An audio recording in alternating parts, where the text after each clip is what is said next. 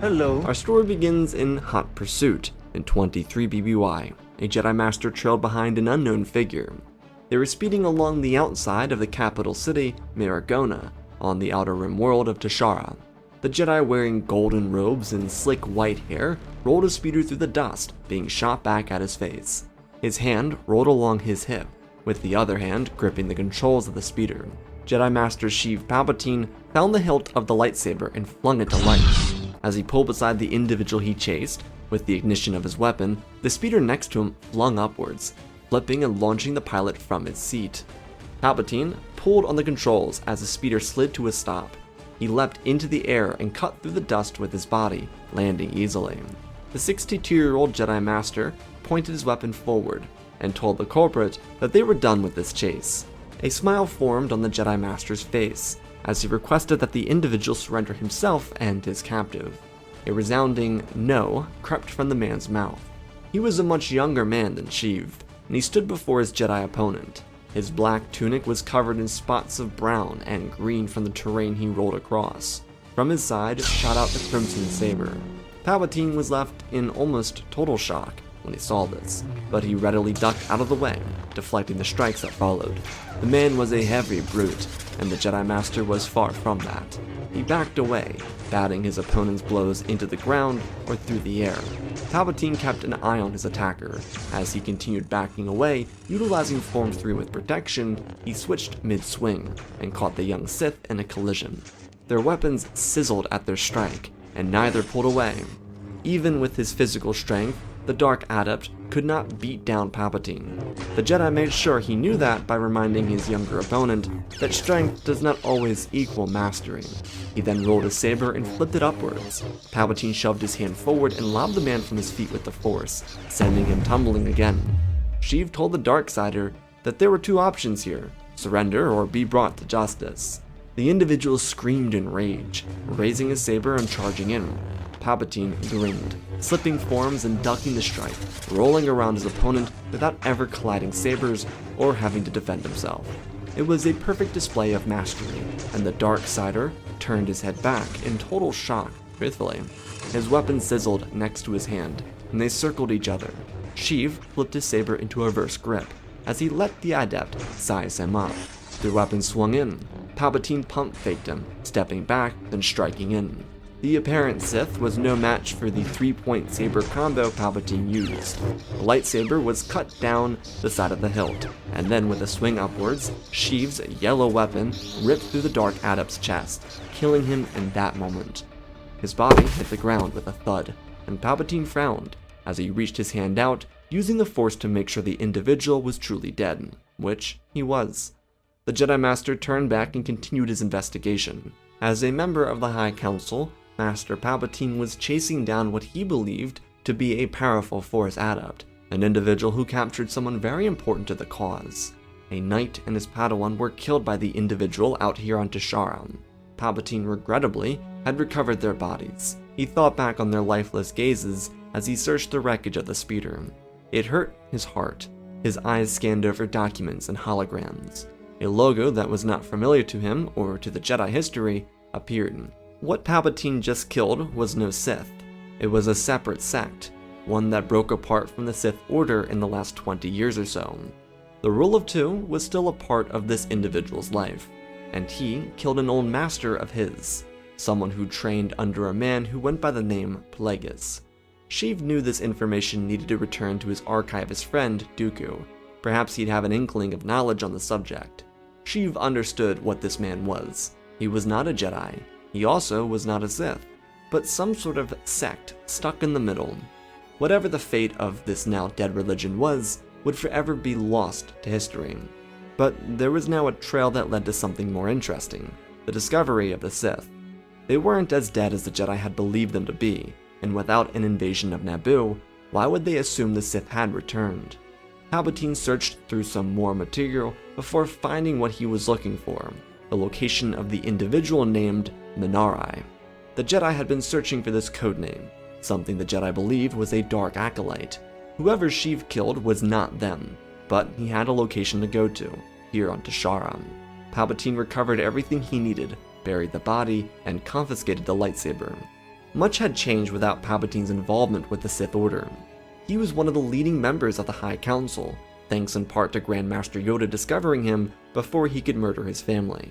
The Palpatines were not on board with Palpatine becoming a Jedi, but a last-second decision from Sheev's mother changed his life for the better.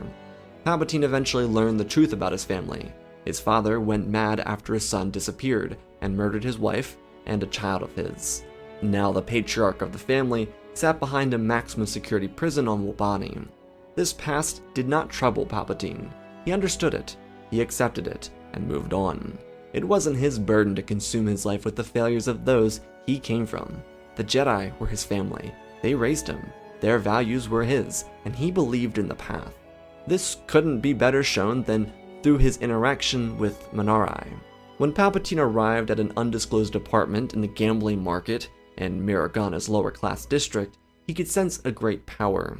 The Jedi without Naboo had been searching for the murder of a duo of Jedi. The aforementioned Knight and Padawan duo, killed here, were recently discovered. The trail to the man Palpatine had just killed took him over a month. It led him to Kijimi, Avika, and back here to Tashara, where he was now. The investigation was frustrating to say the least, but he gained insight on the wider galaxy outside of Coruscant, which he was grateful for. Again, without a blockade over Naboo, the Sith were nothing but a distant history lesson that Jedi younglings were told in their youthful years. Palpatine opened up the creaking door slowly and entered a residence that was quite modern. Appliances seen in core apartments were everywhere. A stash of credits could be seen on the countertop. Quality food was sitting on a table in the living room, when suddenly a crimson lightsaber ignited, slashing downwards.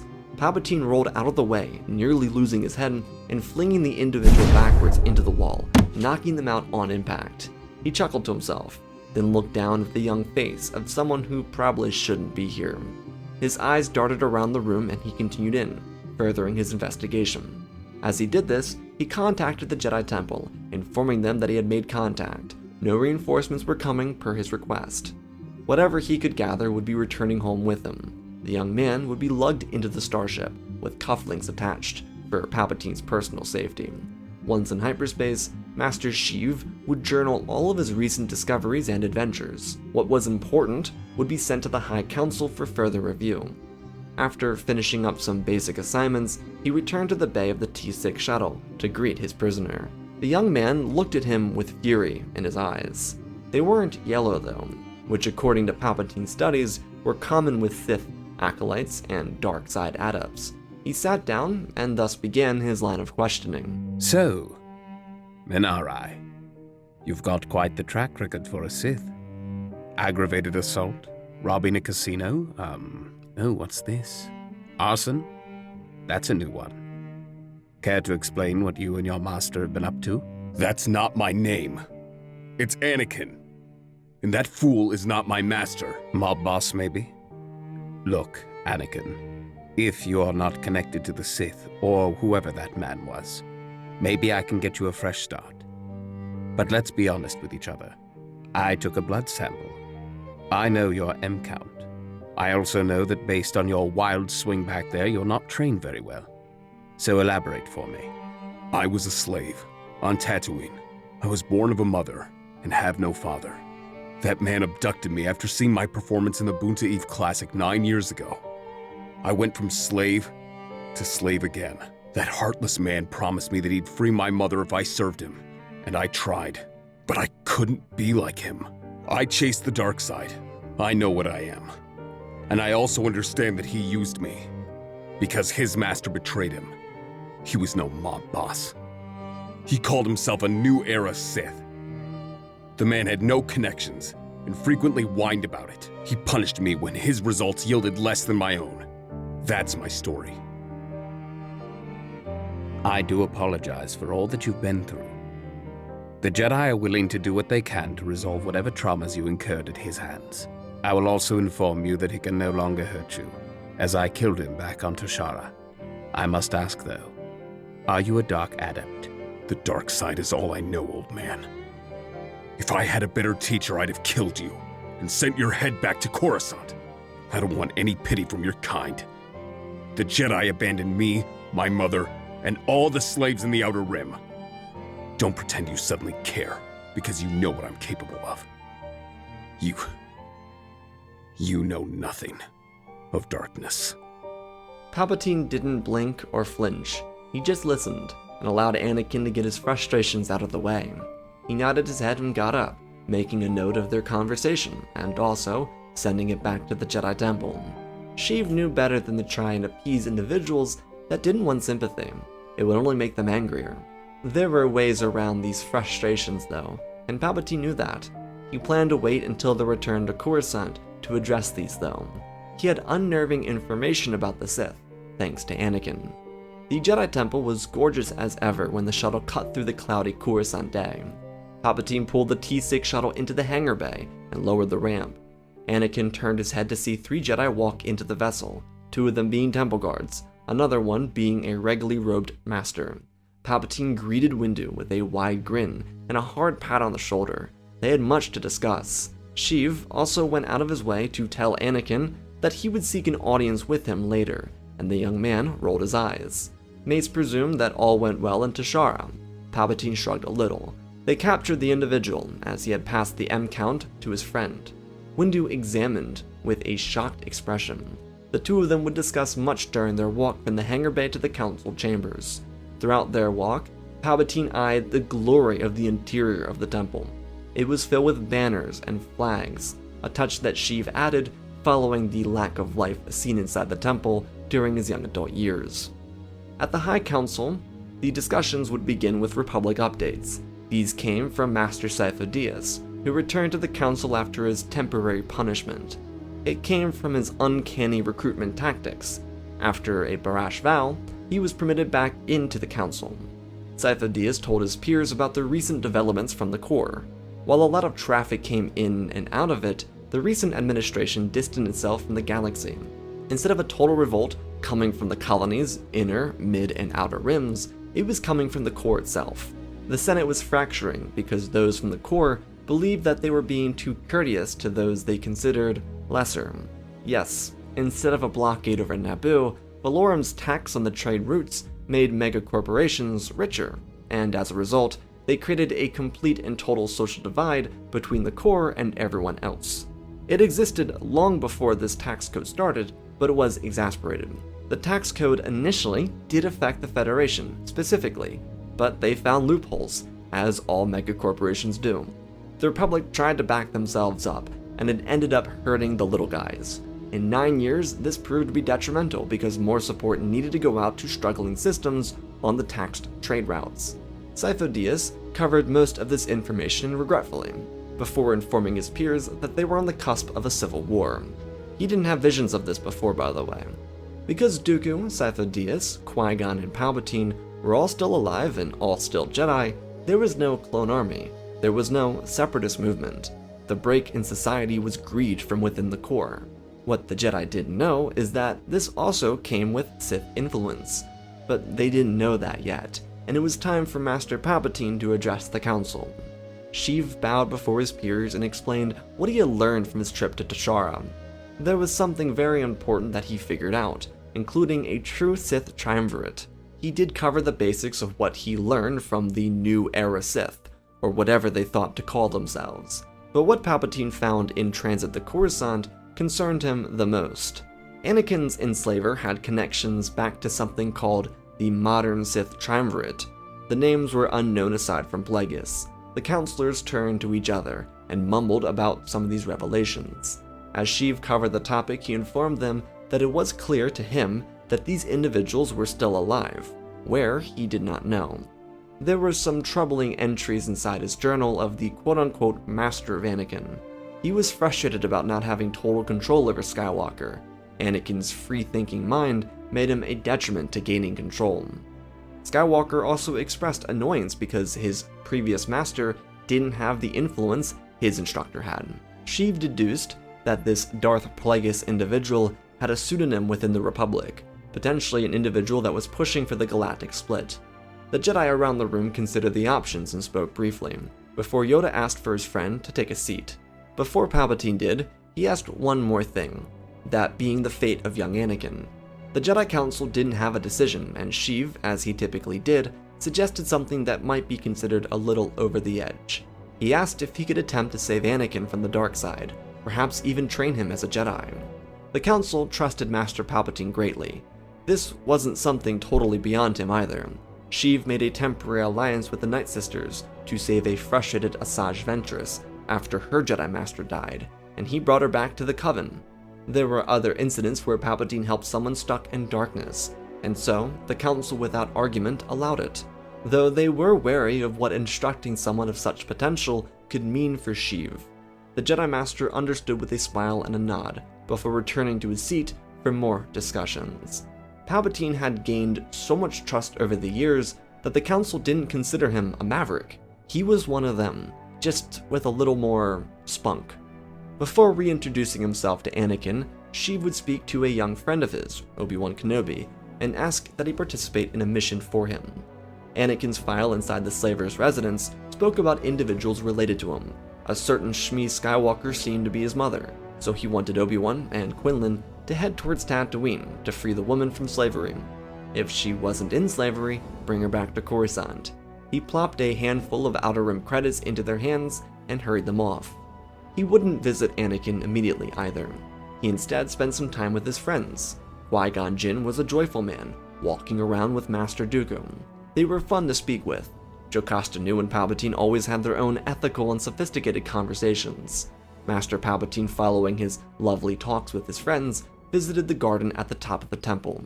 A group of younglings were there, waiting for their instructor. They were all giggling and playing tag and having fun. When they saw Master Palpatine, they jolted with joy and swarmed him.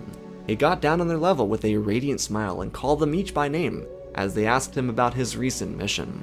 He looked around to see if their master was coming and saw that he was hosting until they arrived, so he got up and walked them over to the Tree of Life so that they could sit on the steps and listen. He told them all about the excitement, the action, the thrills, the mystery.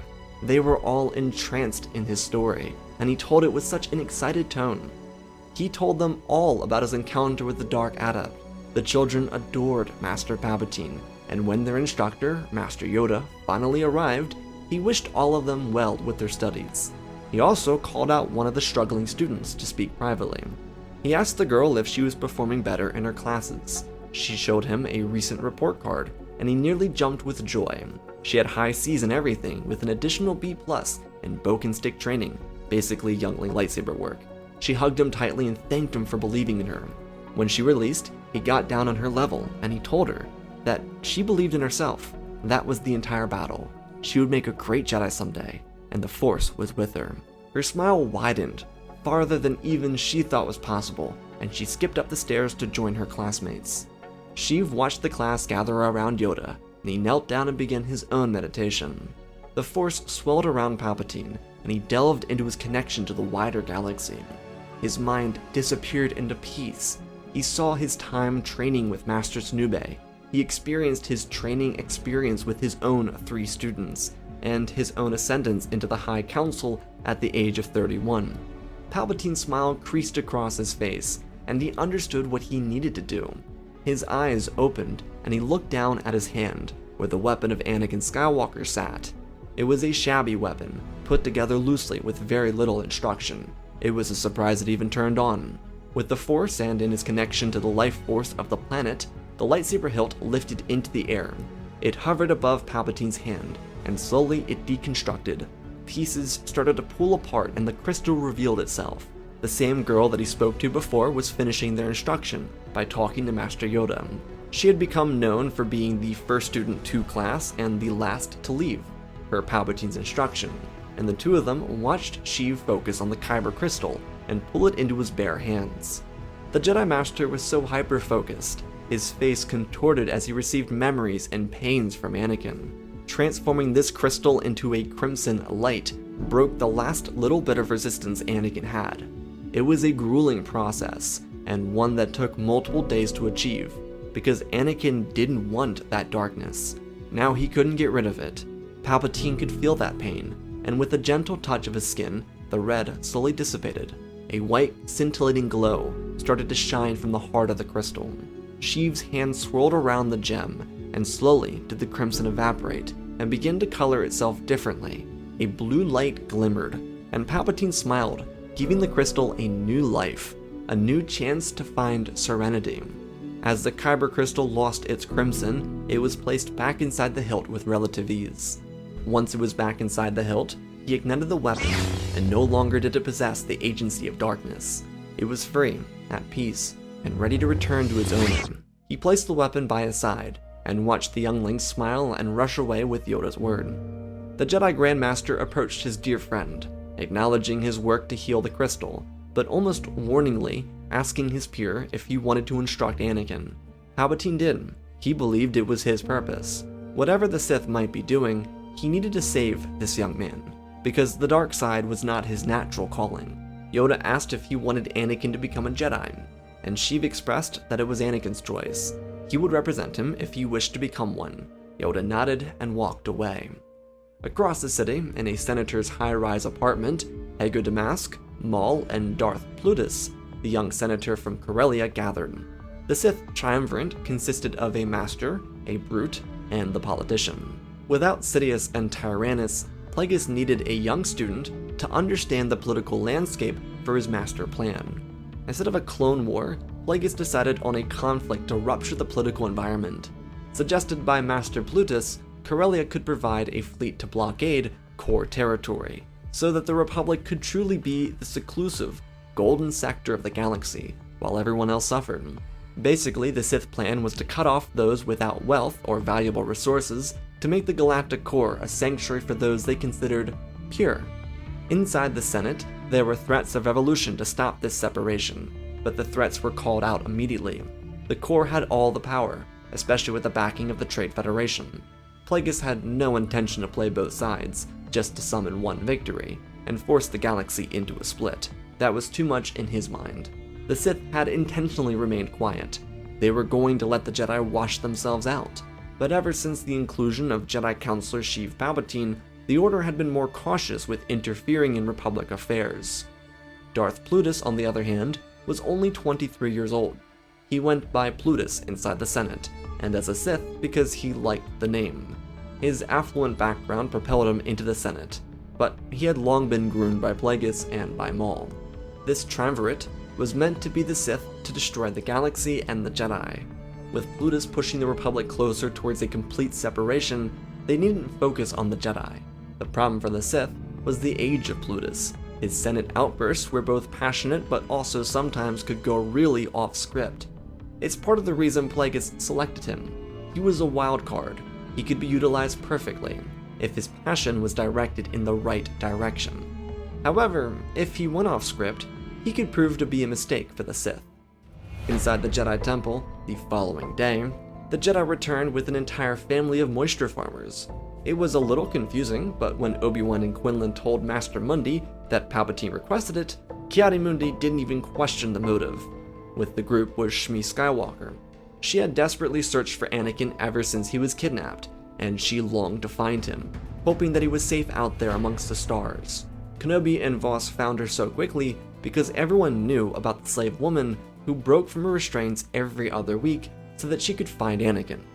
Watto was more forgiving than most were because finding Skywalker meant he'd have a future slave for free and no extra hassle. That never happened, but the Jedi brought them to Coruscant as promised by Palpatine so that they could have a fresh start. Well, he'd have to front that for the entire Lars family, but Coruscant was still better than the Hutt ring on Tatooine. She would be taken to Anakin's cell to reunite with her son first, which Palpatine ordered. However, he didn't know about it until he left because he didn't know that they were on Coruscant already. Every morning, Sheev started with a regimental lightsaber practice, and followed it up by training a class of younglings. He adored the art of instruction, hence his record of 3 students, 2 of which being trained after he ascended into the High Council. Palpatine never made a move to visit the prison chambers while they were reuniting with each other. Instead, he took the Lars out into the city and helped them find a location suitable to their needs. Jobs weren't really a problem because the Jedi could just get pretty much anyone work inside the capital. This did go for other systems too, but not all the time. Eventually, Shmi would leave Anakin, but at least know in her heart of hearts that her son was safe. He had been changed by the circumstances, but no one was ever really gone. Anakin truly couldn't find the words. He was beyond grateful, but it would still take time to pull him out of his dark abyss. This was one huge step among many more. In the coming day, he would learn more about that potential future. Master Palpatine, following an important meeting about the struggles within the Senate, would return to the prison complex inside the temple to speak to young Skywalker. When the doors opened, Anakin looked to the Jedi Master without saying a word. Sheev planted Anakin's lightsaber by his side and nodded at him, before sitting on the other side of the cell again. He waited for Anakin to speak. Skywalker accessorized the saber and ignited it. A blue glow covered his face, and he almost felt at home, just by touching the weapon.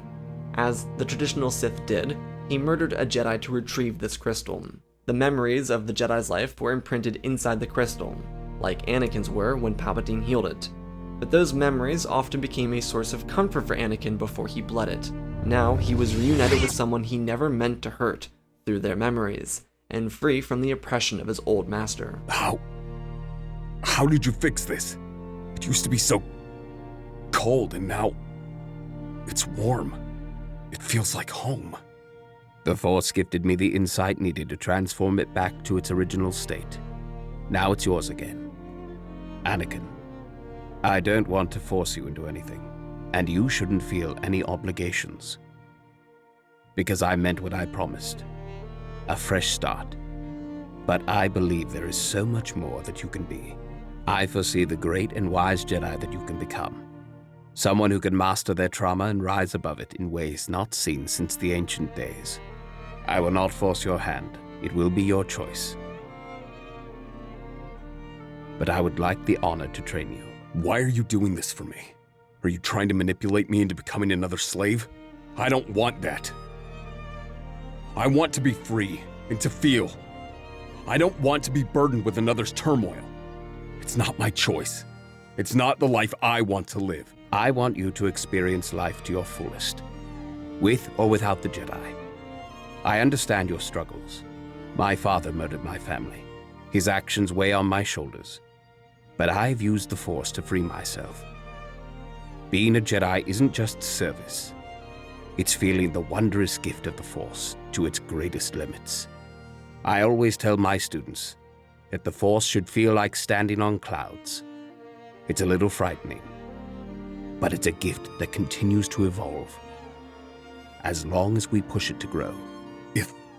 If I do decide to join you, can you promise me that... Could you promise me that if I don't like it, I can be free? I promise with my last breath. I want nothing but for you to find yourself. With that, a silence filled the halls, and Palpatine gestured outwards. Anakin got up and walked out without any trouble. He turned to the guards, then to Sheev, who guided Anakin to his room, where he would be staying. On their walk through the temple, Palpatine told Anakin that the Lars and Shmi would be dining in a high-rise rooftop restaurant tonight, so he might want to have some updated clothing. Palpatine figured that golden robes, like he wore, were probably too flashy for Anakin, so they were black robes, similar to what he was wearing now. The measurements could be adjusted later, but this was a gift to Anakin. To Skywalker, it was hard being accepted like this. Going from slave master to another slave master made him build a shield around his heart. But Sheev was so kind to him. Palpatine was genuinely trying to turn Anakin back to the light, and it was daunting to say the least. He didn't know if he could just accept that someone could be so genuine. The following few weeks would see the beginning of Anakin's and Palpatine's true training. As an 18-year-old, Skywalker had a lot of miniature fixes to make, but Sheev found them relatively easy to fix.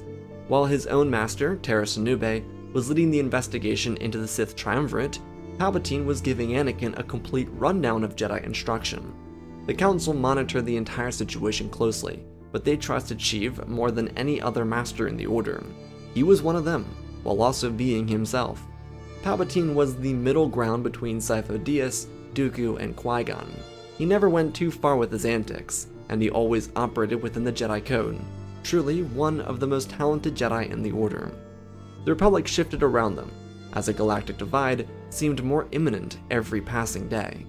Palpatine maintained instruction of his youngling friend, and for Skywalker. The youngling returned to him with high scores on some of her tests, and Anakin prospered unlike ever before. The dark side was still frequent within his bones, and he ached to use his anger, but he never found anything to be angry at. Sheev utilized a strategy to remove anger from the equation. It was balanced between meditation, sparring, which is physical activity, and actual therapy. Crazy idea. He wasn't the therapist either, because Palpatine saw more than enough with the healing of the kyber crystal. Anakin and Sheev got along almost classically, because Skywalker had been longing for that father figure to believe in him. And sure, Palpatine was almost grandfatherly in age, but he was still there, and that's what mattered the most. The galaxy outside of them and around them may have been crumbling to the ground, but Anakin had something good for once, and he was grateful for every moment. The arrogance of knowing his strength and power prior to arriving on Coruscant was gone. He was patient, listening, willing to correct himself, and everything a master could ever hope for in a student. Sheev didn't struggle with him at all, and it led to the Council truly recognizing the talent they had with Palpatine. They saw it in all the other circumstances, but Palpatine completely 180'd Anakin's life. A lot, and I mean a lot, of this was influenced based on Palpatine going out of his way to save Shmi, but it was still impressive. Anakin was short of going fully into the dark side, but Palpatine believed in him. He always believed in the best of people. He wasn't willing to just give up, and sometimes that was frightening for those around him, even for himself. Sheev was always too humble to admit it, but he just wanted to help others. Something that stood out to Palpatine was the domino effect with Skywalker. Sheev utilized a lot of meditative training regimens prior to their introduction to proper sparring. These meditation habits helped Anakin connect to the Force in ways he hadn't before.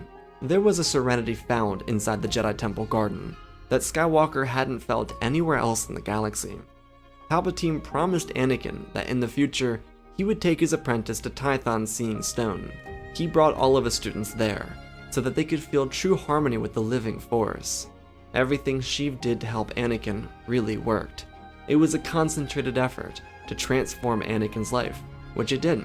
And now, with Anakin finally feeling himself, becoming a Jedi, the galaxy slowly shifted towards war, following a vicious speech delivered by Senator Plutus. The Senate Rotunda was filled with cheers and disgusting remarks from around the columns of voices chanting out. Those considered lesser by the Corps were not permitted to be here.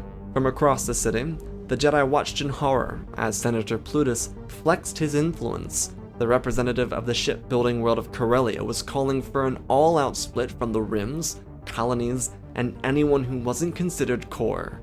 His voice rattled through the halls, met with applause. Those who made open and loud jeers and remarks were not in opposition to him, mostly at least. These people were calling everyone outside the Corps disgusting, animalistic maggots on the galaxy. They leached off the Corps. They took from their great power and did nothing with the credits they earned for doing nothing. Walls of chants echoed through the Rotunda as the current Chancellor spoke in agreement. This was the end of the Republic alliance with lesser individuals. Senator Plutus got ahead of himself though. They needed to serve the higher power. Their regime had been wronged by the sycophants who called themselves heroes. His words started to slip. His perfect speech, curated by Plagueis himself, was falling apart because of ad-libs. He didn't even consider what adding these words could really mean. Master Palpatine turned towards Oba Rancisis and asked if he thought that Senator Plutus was referring to the Jedi Order. The slithering Jedi Master rubbed his beard, as Master Windu believed that they needed to fulfill an investigation on Senator Plutus. Anakin, just as they were discussing this, expressed curiously that he remembered his own master saying a lot of similar sentiments. They were straight from the New Era Sith playbook. Perhaps they were based off of the Old Era or whatnot. Palpatine found this to be most interesting. Plo Koon, who had just entered the room before the speech, informed them that he would gather a squad of Jedi for this mission. Palpatine shook his head. No need. He pointed to Plo, Yoda, Mace, Dooku, and himself. Palpatine didn't want Anakin joining them because he wasn't ready yet. They had everyone they needed. Plo turned to Yoda, who nodded in agreement. It should be more than enough. In the meantime, Yoda suggested that Master Rancisis make a point to the Republic. The Jedi needed to stand in front of the undefended people. They were the last chance at saving the Republic, because bureaucracy couldn't fix this. The 5 selected Jedi turned on a heel and abandoned the main communication chamber, as Anakin stood idly by Master Rancisis. An ally inside the Senate building, one of Palpatine's friends, would drop a tracker on Senator Plutus's vessel, so that the Jedi could follow it.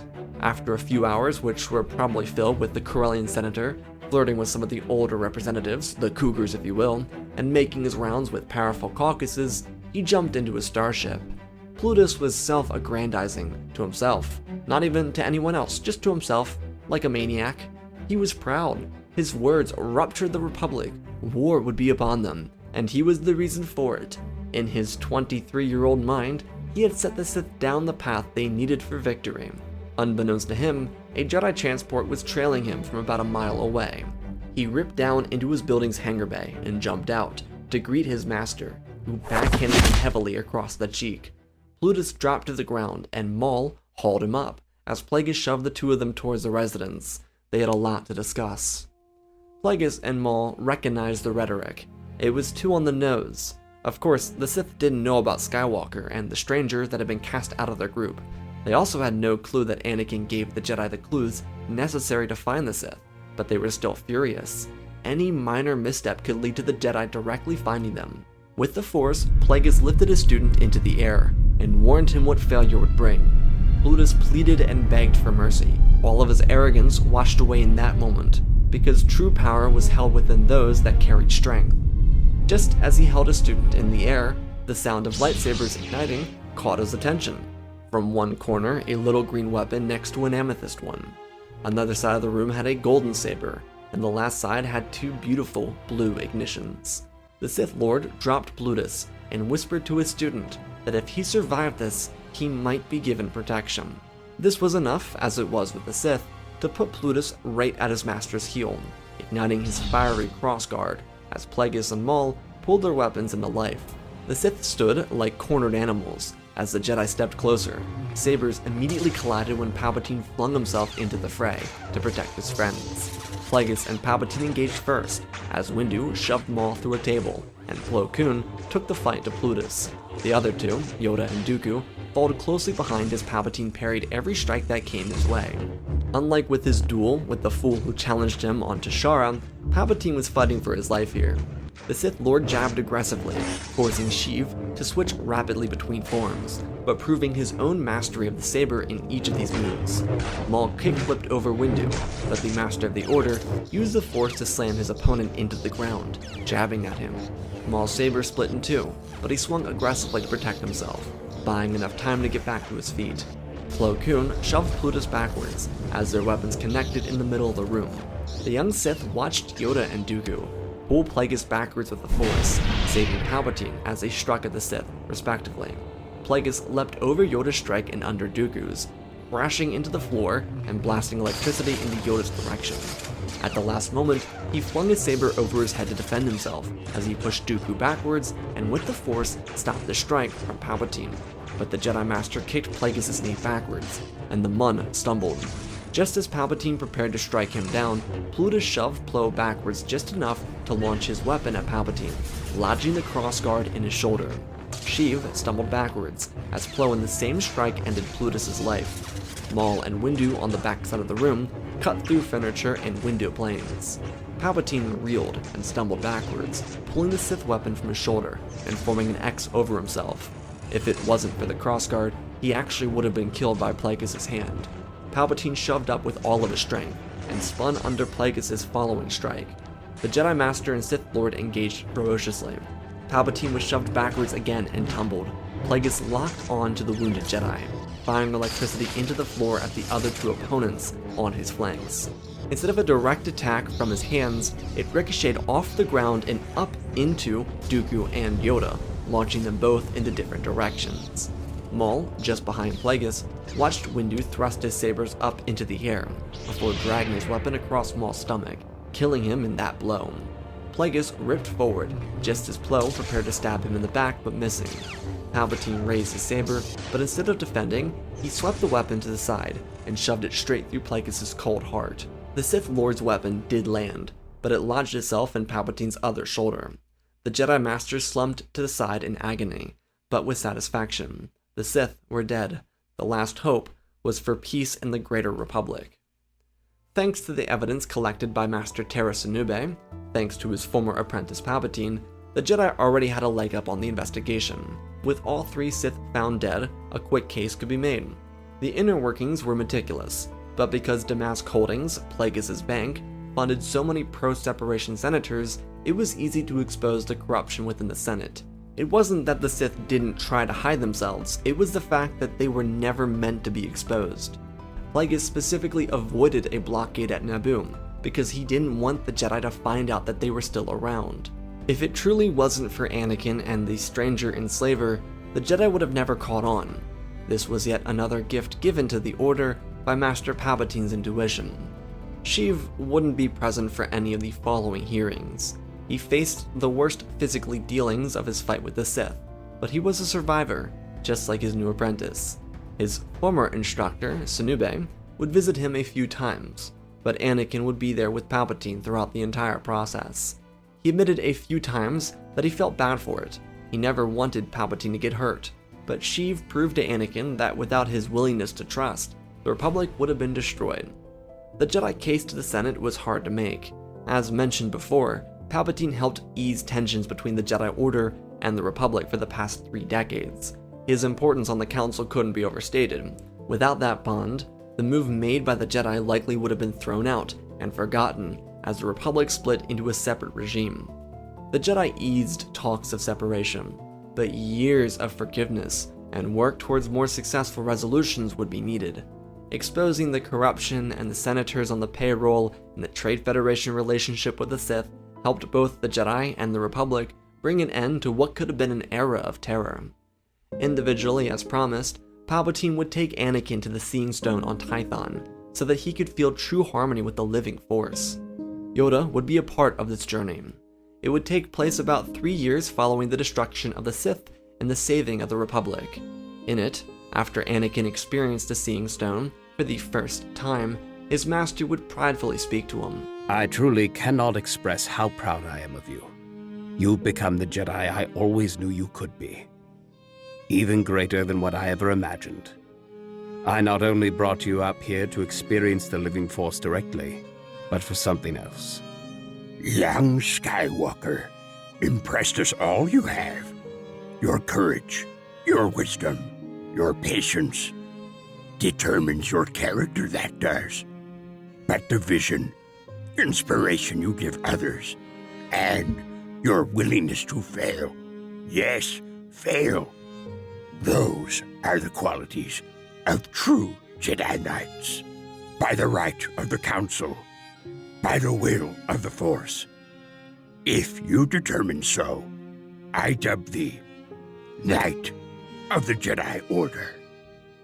Are you sure I'm ready to become that? The Force led us to you, Anakin. You have already become that.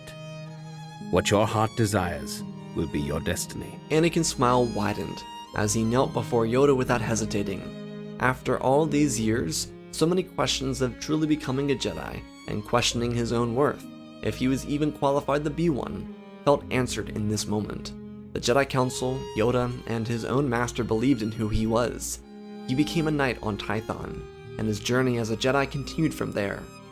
Despite finishing his training with Palpatine, nothing was ever truly mastered. With Sheev, Anakin would go on to learn every single lightsaber form, master diplomacy, understand the Republic, and lead a life full of love, as Palpatine did. The Jedi Master instructed Anakin how to feel both the real emotions gifted to them as sentient beings, but also live in harmony with the Jedi Code.